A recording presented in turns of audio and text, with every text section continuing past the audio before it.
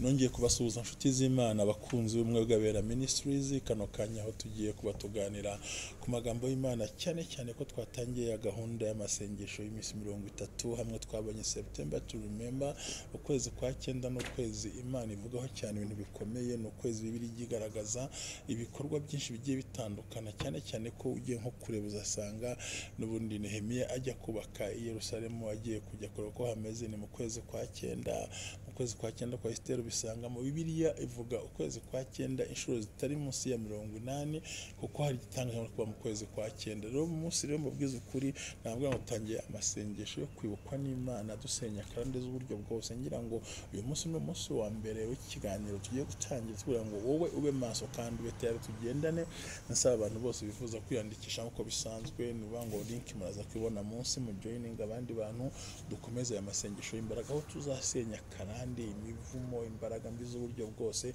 kandi turashaka kwegeza no kwereka amavuta kandi agira amateka muri iyo minsi kuko ni ibintu by'imbaraga y'amasengesho ntuzayabureho ndakwinginze ndagusabye ngo yabemo uzumva byinshi kabasangisha niba ngo kwezi kwa 9 ufite umugisha wa kuvuga Imana ibaho umugisha mukomeze rero mwiyandikishe abatarabikora mu bikore mukomeze mu bikore rwose kandi bashimiye kandi mugerageze n'ubundi no kuhana abandi no kusenga uko iyi si iragoye kandi mubwiza ukuri nta zindi mbaraga uzabona ku isi hari imbaraga z'amafaranga hari imbaraga z'abanyabushobozi hari imbaraga z'amategeko ariko hanakenewe yuko abona imbaraga z'amasengesho ngo rero kigiye gusenga niyo ntwaro ikomeye kandi niyo ntwaro y'imbaraga niyo ntwaro y'abushobozi iyo dusenze cyane turi hamwe tugwiza za mbaraga hano gasanga tugeze ku bintu bikwiriye rero uyu munsi wa none tariki ya mbere z'ukwezi kwa 9 aho dutangiye September to remember September to receive n'ukwezi ko kwibukwa kwakira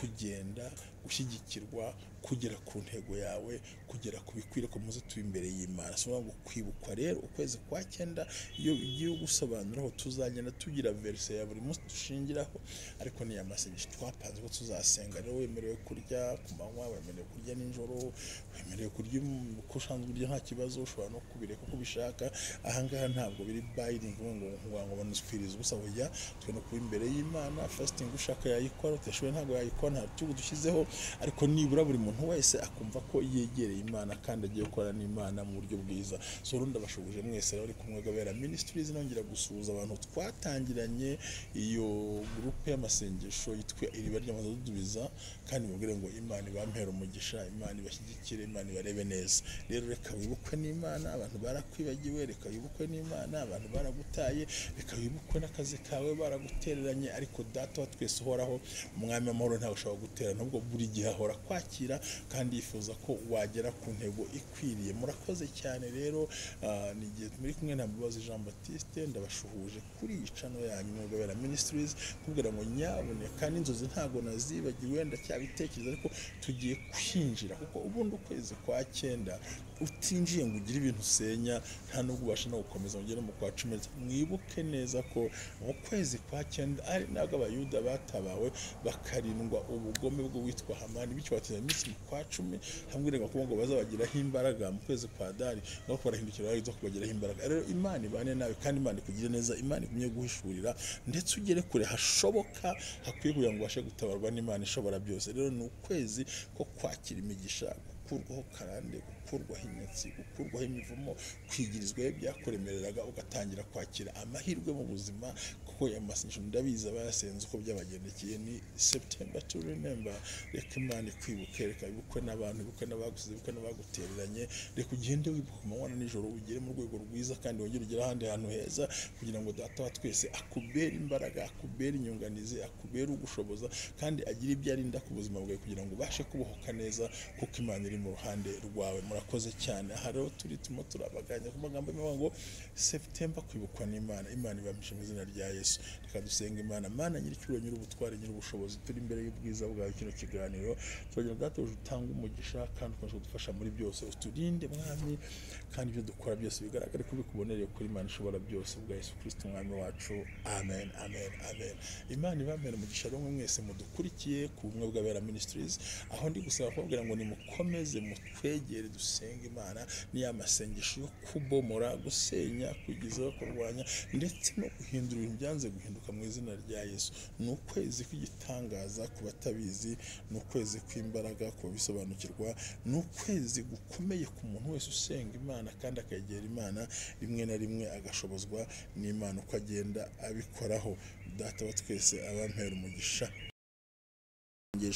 Nagira ngo ni ukwezi Imana yahaye umugisha, nubwo n'imiza yahaye umugisha, ariko ni ukwezi kuvugwaho ibintu bikomeye umuntu Imana akwiye kubaha kandi asenga Imana. Murabona ko uyu munsi bitoroshye, nambaye karuvati n'ishati nanjye kugira ngo tutangire amasengesho n'undi mu buryo bwiza. Numva ari ikintu nkeneye rwose, bantu b'Imana, nshuti zanjye, Imana ibampera umugisha kandi mushobora kugubwa neza mwese uko mukurikira ubumwe bw'abera ministries, kandi mbabwira ngo Imana ibampera umugisha.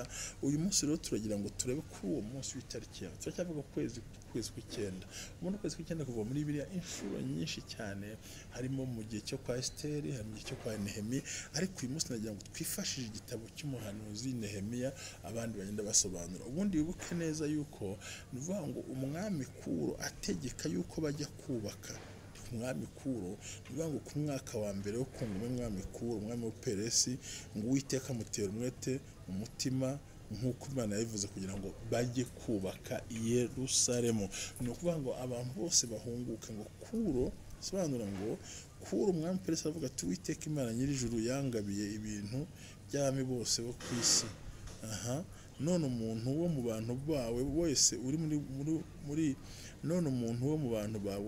uri muri mwe Imana ye ibane nawe, azamuka ajye Yerusalemu mu Bayuda yubaka inzu y'Uwiteka Imana ya Isiraheli, ariyo Mana y'ab'i Yerusalemu.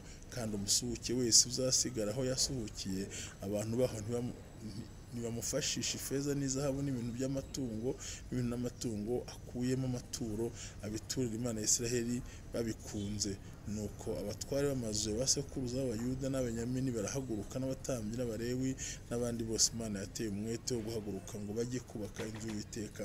Maze abatambyi batwerera, maze abaturanyi batwerera ibikoresho by'ifeza n'izahabu n'ibindi bintu by'imitungo n'ibintu by'igiciro cyinshi ukuye mu byo batuye byose babikunze. Kandi umwami Kuro asohora ibintu byakoreshwaga mu nzu y'Uwiteka n'ibyo Nebukadinezari yaranyaze Yerusalemu, abishyira mu ngoro y'ibigirwamana bye. Ibyo Kuro umwami w'Uperesi abikuzamo Metiradate w'umunyabintu, nawe abibarira Shehashibazi igikomangoma cy'Abayuda. Kandi umubare wabyo wari amasahani 50, gutyo n'ibyungo, ibikoresho byose by'izahabu n'ifeza. Ndagira ngo turebe aya magambo tunayatekerezeho. Ni ukuvuga ngo mu kwezi kwa cyenda, navise ko ari ukwezi ko kwibukwa, ni ukwezi ko gusobanukirwa, ni ukwezi ko kugera kure, ni ukwezi ko gushobozwa, ni ukwezi ko guteza intambwe, ni ukwezi kudasanzwe. Twifashishije amagambo tubonye hano ya Ezira, ndababwiza ukuri ko burya Ezira ibintu abibaho ni ukuvuga ngo byabaye ryari.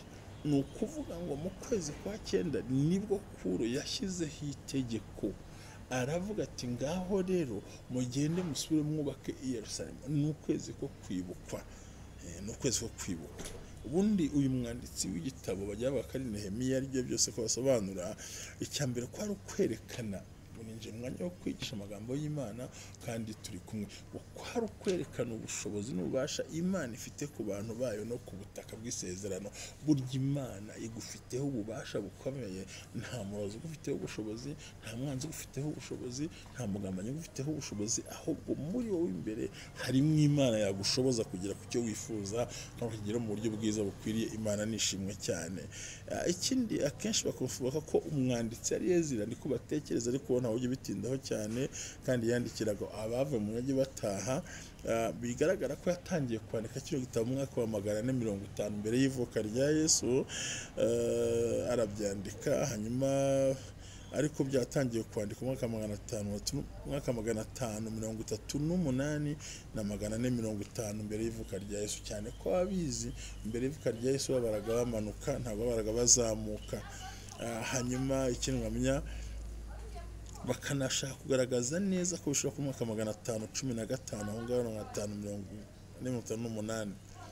naho urwandiko rwanditse niho igitabo cyatangiye kwandikwa, ari ya minsi tuza kureba isanga ko yatangiye kwandika neza bamaze imyaka 50 bari maze kugera i Yerusalemu, bamaze gusenyuka Yerusalemu, kuko ngo mu myaka hafi 50 cyangwa 55 bari i Babuloni. Reka tukure kandi iki gihe yashaka kwerekana ko Imana igikunda abayuda. Kino gitabo muzasanga mu witwa Ezira, Kuro, Zerubabeli, Hagayi. Ezira nk'umuhanuzi, Kuro nk'umwami, Zerubabeli nawe yari Zerubabeli abenshi bamwita ko yari umuhanuzi, ariko siko bimeze, ahubwo Zerubabeli yaje kuba guverineri w'intara i Yerusalemu, niko byari bisobanutse. Hakaba Hagayi y'umuhanuzi, Zakariya w'umuhanuzi, ndetse na Darius nawe ni umwami wa Mede na Peresi, n'uwitwa Hasuwerusi. Igitabo gishobora kuvugaho rero cyane, ubundi bavuga ko cyandikiye Babuloni, kandi Ezira na Nehemiya nibo ubwabo bavuga ko cyacyanditse, ndetse na Esiteri natigeza ko muri uburyo batarahunguka. Muri magambo make shagura ngo ukwezi kwa 9 kuvuga iki, reka mbigisha akantu gato muri hangana. Ndabizi ko mukunda ibintu byango kuko akunda, ariko ibi nabyo kwimenya ntacyo byagutwara. Ubyumvise bigutwaye iki? Umenye neza ko Yerusalemu yasenyutse mu mwaka wa 506 bigutwaye iki? Ukamenya ko umwami Kuro yimye hashize imyaka 49 byo byaba bigutwaye iki? Namusezerano bigutwaye iki? None ukamenya ko itegeko ry'umwami witwa Kuro ryo kurekura Abisirayeli ngo batahe ryabonetse mu mwaka wa 538, bivuze ngo ari hashize imyaka hafi 50 n'ingahe n'ibiri yose. Ukamenya ko impunzi za mbere itegeko risohoka umwaka umwe gusa, impunzi za mbere zikagiye Yerusalemu, bigutwaye iki? Kumenya yuko umwaka 536 ariko batangiye kubaka urusengero, hanyuma Darius akaza kuba umwami, bigutwaye iki? Hagayi yagiye guhanura, ese ari cyo gutwara? Umenye neza ko urusengero, ndashaka amagambo yumve, urusengero rw'i Yerusalemu rwuzuye mu mwaka ngo ugeze ku myaka 50 rwaratinze kubakwa, bisaba kwaguruka abantu kuko abayuda bari babangamiwe n'abanyamahanga. Bigutwaye iki kubyumva ukanabisobanukirwa? Nubwo tufata amatariki ariko byumva. Ni ukuvuga ngo nubwo Yerusalemu yasenyutse umwaka wa 586, urusengero rwuzura mu mwaka wa 516. Abazi kubara muva ko ari nk'imyaka 70. Ya myaka 70 rero niyo yari yarahanuyeho uwitwa Nehemiya. Yeremiya arabwira ngo bazamara imyaka 70 bari mu bunyage. Urumva ko gizaca hano cyo gusoma bigaragara neza ya myaka 70 yari yavuze. Kandi murazirikana ko uwitwa Kuro Imana yamuvuzeho we akiri mu nda ya se na nyina kwa Mandine ari mama wiwe. Imana ivugaho kera habura imyaka 200. Rero bavandimwe inshuti z'Imana, abakurikiranye umwe w'Abera Ministries, nifuje guca kuri uyu murongo ngo nkwereke ko nta jambo Imana ivuga ngo rihere. Nta jambo Imana ivuga ngo rihere, bivuga ngo baraje barubaka ariko urusengero rurahagarara, ariko rwuzuye neza mu mwaka wa 516. Iyo uvanyemo Yerusalemu isenywa 516 nibwo usanga neza ya myaka 70, aho Yeremiya yavuze ngo nuko bazagenda banyambaza kandi bazaba ndi kumwe nabo. Aravuga ngo nzi ibyo nibwira nzabagirira sibi ahubwo nibyiza. Bivuze ikirongo muntu w'Imana ukurikiye ku bumwe bw'Abera Ministries. Kano kanya amagambo ushobora kuganiriza, nifuje ko iyi timeline kugira ngo nibura nawe byumve neza yuko ni ya myaka 70. Ariko wibuke iki? Naho urusengero batangira kubarekura hari mu kwezi kwa 9. Muntu w'Imana, ni ukwezi ko kwibukwa, ni ukwezi ko kwakira, ni ukwezi ko gusenya inkuta zakugoye zakubangamiye. Imana ikumira mu izina rya Yesu. Ahantu rero bigaragara ko iyo bisomye neza Yerusalemu isenyuka mu mwaka wa 586, ariko urusengero rwuzura mu mwaka wa 516. Bivuze ngo harimo ya myaka 70 ariyo Daniel yaje kurota arangije ari inginga abazimana ati Imana bizamera bite? Hanyuma ati mugende mutuze mugume Babuloni muhinge muzamara imyaka 70 nzagaruka mbagireze mbagendere. Rero nta jambo Imana ivuga ngo rihere. Ni hamvu uyu munsi wa none mu kwezi kwa 9 ni igihe cyo kwibutsa, gusobanukirwa ibintu bye kandi ukabyumva, ukibutsa ibintu bibaho rwose.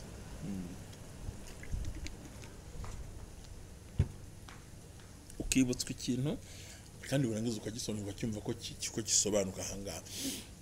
Ni ukuvuga ngo muri iyo myaka 70 baratesetse, abandi barasuzugurwa, abandi ntibumvwa, abandi bagira ukwibasha, ariko Imana yaragambiriye ko izabakura muri uwo mwaka wa 70. So nagira ngo nkubwire nawe nkurikiye kumwe bw'Abera Ministries, witinye intambara mazemo igihe kirekire, witinye ibyakuvuzeho, witinye ibyakoye, wihagarika ku mutima ngo wumve ko isi yakuguye hejuru, wikumva ko ibintu byakurangiriyeho byavuye mu nzira, ahubwo ongera uhindukire mu mutima wamenye ngo koko burya nifuje kuvuga iyi mirongo kugira ngo ubashe kumva Imana ntago igitinze isezerano ryayo. Imana ntago igisumva, iyo yavuze iba yavuze, iyo yakoze iba yakoze, yagutejeje yagutekerejeho. Ni Imana yawe, ni Imana yanjye, ni Imana igukunda. So ni September to remember, ni ukwezi kwa cyenda ugomba kwibukwa n'Imana. Abantu bo barakwibagiwe ariko Imana yo ntiyakwibagiwe, abantu bazagutera ariko Imana ntizagutayo. Ivuga iby'i Yerusalemu mbere na mbere, handi ibwira Yesaya mwaka 770 ivuga ko bazagiye ngo yarabihanura, avuga kuro atarabo birarangira. Hanyuma byakubongwa ko Yeremiya hanura ko bazamara imyaka 70 mu gihugu cy'Ibabuloni, kandi ndabikweretse ko Yerusalemu yasenywe mu mwaka 586. Hanyuma urusengero rwa Yerusalemu rwuzura mu mwaka wa 516. Iyo ni imyaka 70 utabasha guhakana. Bivuze ngo nawe yavuganye nawe ntiyigeze kureka, ikorana yigeze kureka. Amavuta agomba gukandagira amateka yose yakubangamiye, kandi barahungutse. Banaje kubaka ntibyaboroheye kuko abanze b'Abayuda barabarwanije, ngo ntibabyifuzaga, ntibashaka ko batera imbere. Hari abanze kujya imbere, hari ibyanze kujya imbere, ariko turi mu kwezi kwa cyenda kwibukwa n'Imana, aho Imana igiye guhagurutsa umugisha wawe wari wararyamiwe ugatsikamirwa mu myaka yose yamaze. Ubukwe bwaratsikamiwe, ubuzima buratsikamirwa, akazi karatsikamirwa, imibiri yatsikamirwa. Hari ibyo ushaka gupanga byaranze, ariko nkubwiza kuri uyu munsi wa none, September to remember. Istayo, haleluya. Imana ikwibuka abandi bakwibagiwe, Imana iguhembura utumwe bitekereza. Rero Nehemiya yandikira bano ijambo byandika icyambere ngo kwaro kugira ngo yongere yubake. Haleluya. Imana yongere kubake. Na magambo ndi gukunda mu kwezi kwa cyenda, iyo mpageze ndanezerwa, fata umwanya muri no gusengana nawe kuko nzi icyo bisobanura. Icyambere mu kwezi kwa cyenda kwaro kubasubiza uburenganzira, ngo kubasubiza mu butaka bw'isezerano bavuye i Babuloni, ngo Abayuda bose bagiye banezere bishimira Imana kuko ibashubije mu butaka bwabo, kuko ibahaye isezerano yabemereye. Nawe danso pene for pin and light hide more. Ukurikiranye umwe bw'abera ministries muri amasengesho y'ukwezi kwa cyenda, aho tuze ku itariki ya mbere. Ntuhagarike umutima, Imana igiye kongera kubake, igiye kongera igusane, igukuye mu maboko y'i Babuloni, igukuye mu bihombo wari urimo, igukuye mu gahinda wari urimo, igukuye mu ngorane wari udoma satalama inimo happy kose forte lianda. Untega amatwi unyumve cyane, ukwaro kugira ngo yongere kurestoba, kubasubiza bwa buzima bari batakaje, ngo bidande basoma igihugu cy'isezerano. Nawe Imana mu kwezi kwa cyenda gusubiza mu isezerano ryawe, uraryakira. Ibyo barwanije uraryakira, ntawe uri bugucika. Numva Imana ni mu ruhande rwawe mu buryo budasanzwe, kandi ntucike intege. Ikindi cyari gikomeye cyane ni uburyo Imana agomba gukuraho position zari babangamiye. Naye nkubwire muri ubuzima vuba nubwo hari position yakurwanyaga, abaguhagurukiraga, hari abadayimoni, hari intambara ziremereye, ariko byange bikunde hari imbaraga ziri mu ruhande rwawe, hari imbaraga ziri kumwe nawe, hari imbaraga zigutabara, kandi ugiye kugira fondasiyo ku buzima. Wari umaze igihe nta fondasiyo, ubundi umva byakunaniye, cyangwa twite ngo ni musingi, huna msimamo. Kwanza wewe kama huna msingi, wewe ukapata msimamo, ngo igihe cyo udafite fondasiyo ntabwo wakora ko ntabwo anza kuzamura. Msimamo tunaona bavandimwe nshuti z'Imana, ngo nubwo hari opposition nyinshi, ngo nibwo babanje kubaka urufatiro rw'urusengero danso pika mandinemo rekotasifo. Uku ni ukwezi kwa cyenda, ndimo ndavuga nawe ngo nukuri ntugire ubwoba. Hari urufatiro ku buzima bwawe, hari urufatiro ku cyerekezo cyawe, hari urufatiro ku mibereho yawe, hari urufatiro remera ugiye kuba ku buzima bwawe, kandi ntuzigera ucogora. Imana izagumana nawe, kuko amagambo y'abantu yazazima. Muri kuno kwezi kwa cyenda hari amagambo agiye kuzima ku buzima bwawe. Warasuzuguritse, nta bwenge ugira, ntiwize, suruwaye, jya utekereza cyane, kuko burya umuntu ari mu kibazo abantu bose bigira abajyanama be, ariko abamushorera mu kibazo bo uzasanga ari imbarwa. Ariko pestifomene wife inside, Imana irimo irambwira ngo total, ndimo nabyumva giye ubwanjye, irimo irambwira ngo bivuze ngo nubwo abantu bakuretse, nubwo abantu bakujyanye kure, ariko Imana yo ntishobora kujyana kure, ubwira cyari ha ijambo rye rigiye gusora kuri wowe rwose.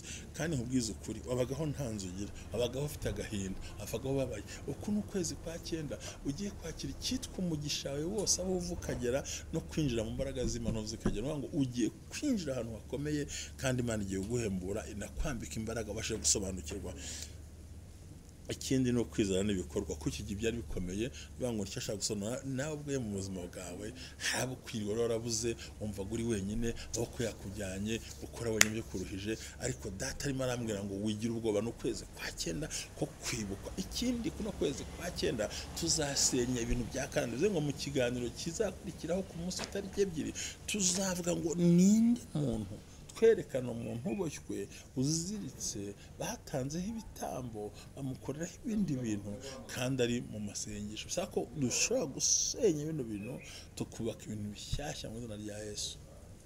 Tapi for yamora Imana ihindura ubuzima bwawe, ihindura icyerekezo cy'ubuzima bwawe, ihindura gahunda y'ubuzima bwawe. Imana igushyigikire, Imana ikwambika imbaraga, Imana ikosora ibyanze. Dore ugize imbaraga hejuru y'abagome, ugize imbaraga hejuru y'abarozi, ugize imbaraga hejuru y'ubukene, ugize imbaraga zitandukanye zikwinjiza muri gakondo kubera ko winjiye muri September to remember to receive the Lord. Hallelujah. Ni igihe cyo kwakira akazi, kwakira urubyaro, kwakira ubuzima, kuva kuburi ho murando ukabona aho ukabona aho turuka muri jobless kagiye mukagira akazi.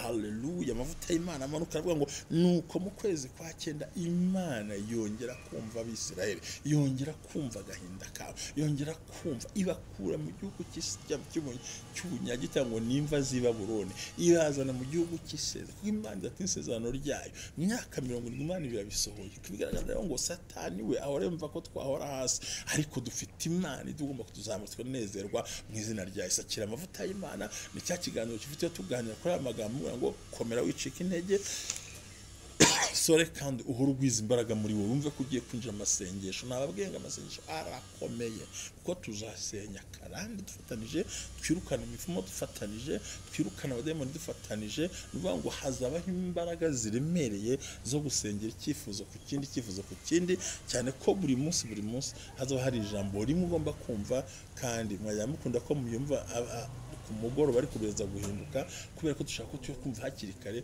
kugira ngo tugire iyo teme twirirwamo tutaza kurata ifite. Amahoro y'Imana bane namwe, umugisha w'Imana bane namwe, mugwiza nk'uko mwambara imbaraga.